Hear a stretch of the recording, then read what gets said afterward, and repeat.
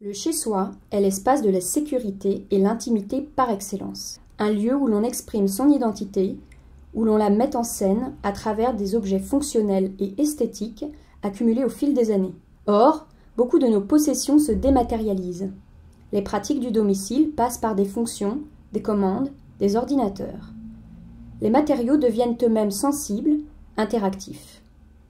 On s'approprie l'espace différemment.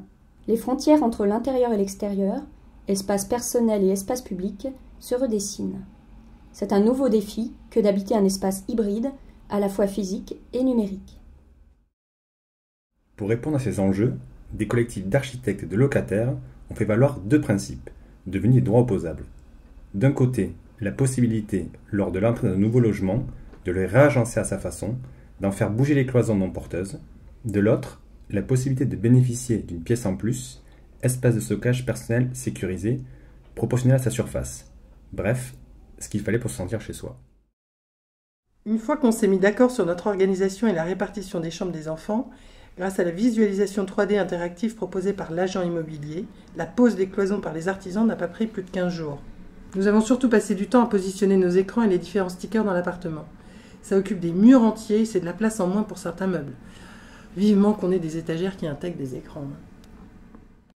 Le sticker est un papier électronique facilement positionnable sur un mur. Plusieurs stickers accolés peuvent augmenter la surface de visualisation. Le paramétrage des contenus à visualiser s'effectue depuis une unité centrale à laquelle ils sont reliés en Wi-Fi. En période de veille ou de non-activation, le papier affiche un écran de veille ou reprend les motifs du mur. Quant à mettre en réseau les différents écrans, les stickers, nos 2 tablettes, l'imprimante, l'entrepôt de données, l'espace de stockage, la console de jeu des enfants, l'appareil photo numérique, c'était l'enfer, on ne s'en sortait pas. On a fait appel au réseau d'installateurs conventionnés. Pour une première installation, ils interviennent dans les 24 heures.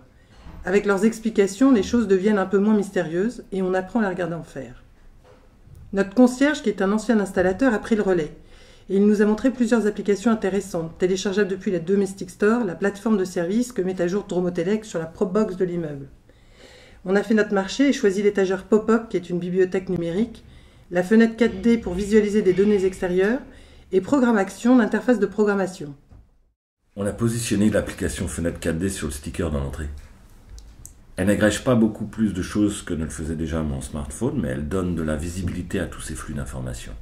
Au moment de sortir, on jette un œil sur la météo, les conditions du trafic, les principaux rendez-vous médicaux, administratifs. L'application Fenêtre 4D permet une vue augmentée de l'extérieur. Elle centralise, selon le choix de l'habitant, des informations telles que la météo, la qualité de l'air, l'itinéraire à prendre, l'état du trafic, l'interphone, les infos locales, la cartographie sociale du quartier, les vibrations de la ville en temps réel, ainsi que les communications entrantes, SMS et mails. Le sticker de la porte du frigo affiche la liste des courses, l'agenda familial. Il génère aussi des post-it, et en écran de veille, on a choisi les dessins des enfants. Tout ça, c'est bien. C'est bien utile, c'est rigolo aussi. Ouais, maintenant que ça marche. Mais on a passé beaucoup de temps à tout paramétrer. On devrait avoir des jours de congé pour le déménagement, le paramétrage de son nouveau domicile, pas vrai? On ne s'était pas rendu compte qu'on avait accumulé autant de contenu numérique au fil des années. Entre la musique et les films, les nôtres, ceux des enfants, les livres, on n'arrivait plus à savoir ce qu'on possédait. Et ce, d'autant plus qu'on en avait stocké un peu partout. Chez Amazon, Touton, sur nos disques durs externes, sur les smartphones, les iPods. L'avantage de l'espace de stockage, c'est que l'on peut faire migrer ces contenus dans un même endroit, chez nous, même si la plupart restent accessibles dans le cloud. Ça évite aussi qu'à chaque fois qu'on consulte un livre, une musique, cela soit comptabilisé, analysé par d'autres. C'est nous qui choisissons les données à partager. On accède au contenu par l'étagère pop-up. C'est pas encore optimal en termes de navigation, mais c'est tout de même mieux que de faire défiler une liste sans fin sur l'écran de l'ordinateur. Et pour le reste, on garde notre bibliothèque. L'application Étagère Pop-up propose une visualisation et une navigation simplifiée dans le stock des contenus numériques. Elle rend plus aisée la consultation et le partage des objets numériques de la famille et s'imbrique facilement dans les meubles. Moi, je trouve ça parfait pour montrer comme pour cacher. Si on veut éviter des sujets de discussion avec tes parents, on la fait disparaître. Si on souhaite partager des contenus avec des amis, on en affiche un maximum.